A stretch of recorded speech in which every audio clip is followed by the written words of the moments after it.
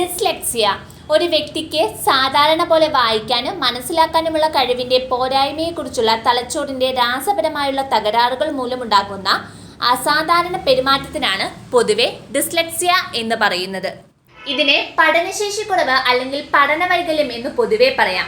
ഇത് ബുദ്ധിമാന്ദ്യമല്ല. സാധാരണ ബുദ്ധിശക്തിയുള്ള കുട്ടികൾക്ക് എഴുത്ത്, വായന, ഗണിതം എന്നിവയുമായി ബന്ധപ്പെട്ടുണ്ടാകുന്ന പ്രശ്നങ്ങളെയാണ് പഠനവൈകല്യം എന്ന് പൊതുവെ വിളിക്കുന്നത്. ശരാശരിയിലോ അതിലും കവിഞ്ഞ അളവിലോ ബുദ്ധി ഉണ്ടായിട്ടും അതിന് അനുസൃതമായി പെരുമാറാൻ കഴിയാത്ത അവസ്ഥയാണ് ഡിസ്ലെക്സിയ.